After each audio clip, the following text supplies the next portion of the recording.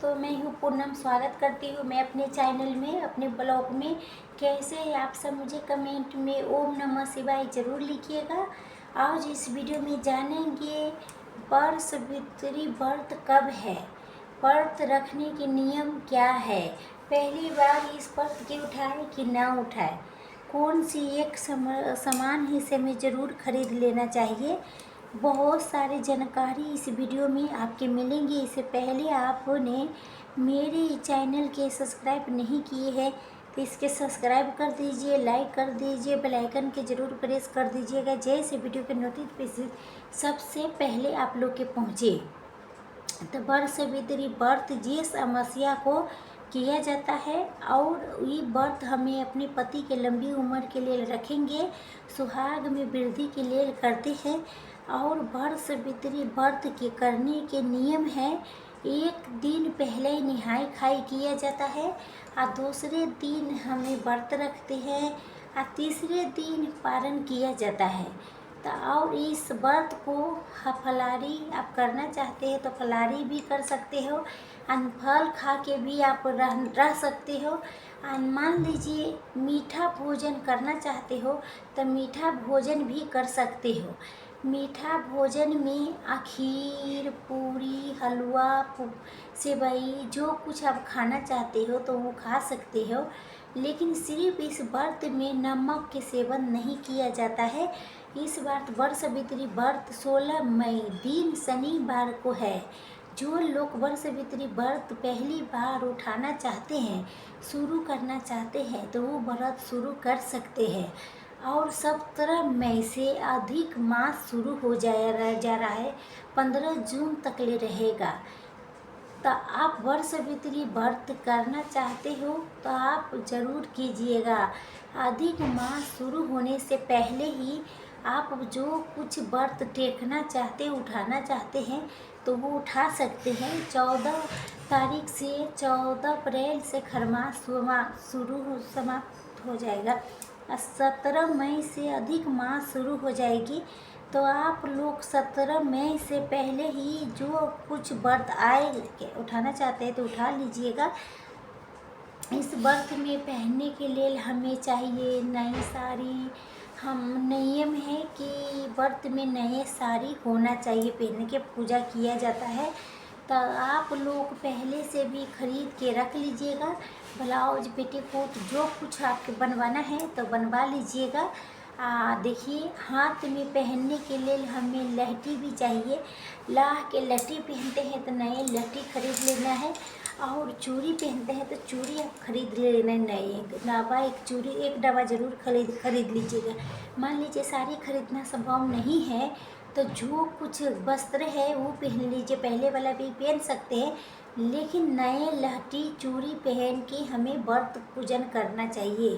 तो और हमें ओढ़ने के लिए जो चुंदरी चाहिए, तो आपको पास मान लीजिए है चुंदरी तो वही ओढ़ के पूजा कर लीजिएगा, और नहीं है तो आपकी इच्छा है कि आप एक चुंदरी भी खरीद लीजिएगा। चुंदरी तो हर पूजा पाठ में काम आता है। तीज हुआ, बरसवित्री हुआ, करवा चौथ हुआ, जो सुहाग वाले व्रत होता है उसमें हमें वो चुंदरी ओढ़ के पूजा करते हैं।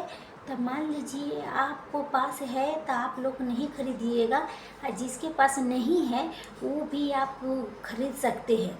बरसवित्री व्रत में इसे हमारे इधर बहुत जगह सब नाम से बोला जाता है। तो नहाई खाई किया जाता है इस व्रत में। नहाई खाई के दिन हमें बाल धो के स्नान करना चाहिए। आप उस दिन शुद्ध शाकाहारी भोजन किया जाता है।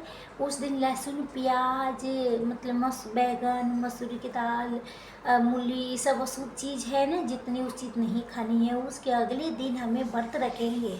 तो आप अगर पूजा करना चाहते हैं व्रत ब्रिज के पास तो आप वहाँ भी जाके पूजा कर सकते हैं। आप वैसे भी जो पुराना ब्रिज रहता है वहीं पर पूजा करना ज़्यादा शुभ होता है, अच्छा होता है। तो मान लीजिए आप जाने में सक्षम हैं तो आप लोग वर्ग के बेगर के गाछ तक जाके पूजा कीजिए। नहीं जा पा रहे हैं तो आप अपने घर में भी पूजा कर सकते हैं। और एक पहले पे मनवा लीजिएगा, एक डाढ़ी गमले में लगा लीजिएगा। कभी भी व्रत के दिन हमें बरगद की जो टहनी है, वो बर वृक्ष की टहनी है, वो नहीं तोड़ना है। एक दिन पहले ही आप कोई खोचदानी है तो खोइचा लेके ही पूजा करते हैं। मान लीजिए आपके पास खोइचदानी है, तभी आप खोइचा दानी में खोइचा ले लीजिएगा। मान लीजिए जिनके पास खोजदानी नहीं है, वो सिलना चाहते हैं, बनाना चाहते हैं, तो आप पहले से बना लीजिए, खोजदानी बनवा लीजिएगा। मान लीजिए खोजदानी नहीं भी है, तभी जो चुंदरी रहता है ना, उसमें भी आप खोइचा ले सकते हैं। और शादी वाला जो एक सिंदूरा होता है, इससे सिंदूरा भी ले, सिंदूर ज़रूर लगानी चाहिए। तो मान लीजिए जिसके पास सिंदूरा लगा लीजिए। सिंदूरा में से जिनके पास अगर शादी के सिंदूरा नहीं है, तो आप लोग प्रत्येक दिन जिससे सिंदूर लगाते हैं, उससे भी आप सिंदूरा लगा के पूजा कर सकते हैं। लेकिन आप उस दिन नाक से लेके, यहाँ से लेके मांग तक लगा लीजिएगा। अच्छे से 16 श्रृंगार करके कर लीजिएगा। 16 श्रृंगार में पैर में महावर, गले में मंगलसूत्र, मांग में टीका, नाथ, चुंदरी, जो भी श्रृंगार होता है वो हमें अच्छे से श्रृंगार कर लेना है। उसके बाद ही पूजा किया जाता है। पूजा में 108 परिक्रमा करने के नियम हैं।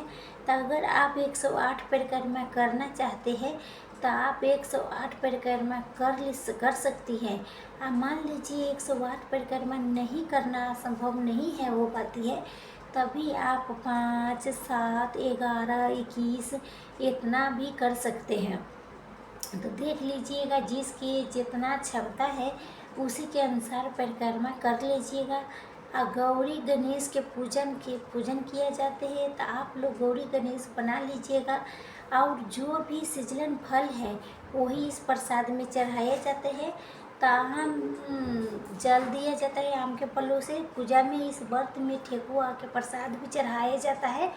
आप लोग अपने घर में ठेकुआ बना लीजिएगा और पिरिकिया बना लीजिएगा, गुजिया भी कहा जाता है, वो भी बना सकती है आप। चना से परिक्रमा किया जाता है, तो आप लोग को हमें चना ले लेना है और अच्छे से नियम पूर्वक विधि विधान से पूजन करना चाहिए।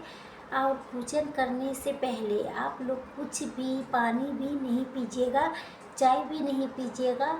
जब पूजा कर लीजिएगा, पूजा पाठ करने के बाद ही हम चाय, जूस, शरबत ले सकते हैं। और इस व्रत में फलाहार किया जाता है, मीठा भोजन किया जाता है। और आप पहले पूजा कर लीजिएगा, और जितना जल्दी सुबह में पूजा कर लीजिएगा, उतना जल्दी आप जो कुछ लेना चाहते हैं तो ले सकते हैं। चाय हो गई, पानी हो गई। जिसके पास बड़ की गाछ नहीं हो रहा है, तो आप तुलसी जी के पौधे में भी पूजा कर सकते हैं, परिक्रमा कर सकते हैं। इस पूजा में चाहिए बांस के पंखा, तो 2 पंखा भी लेने के नियम हैं। एक पंखा के हमें दान करते हैं, एक दूसरी पंखा हमसे पति की हवा करते हैं। तो आप लोग के अगर बांस के पंखा मिल रहा है तो बांस के पंखा ले लीजिएगा। नहीं, मान लीजिए नहीं मिल रहा है, जिनके बांस के पंखा नहीं मिल पाता है, तो आप लोग जो बस मित्री के पत्ता रहता है ना, उससे भी आप हवा एना कर सकते हैं पत्ते से। उस दिन दान भी किया जाता है उस दिन। तो दान करने के लिए हमें आप श्रृंगार के सामान ले लेना है।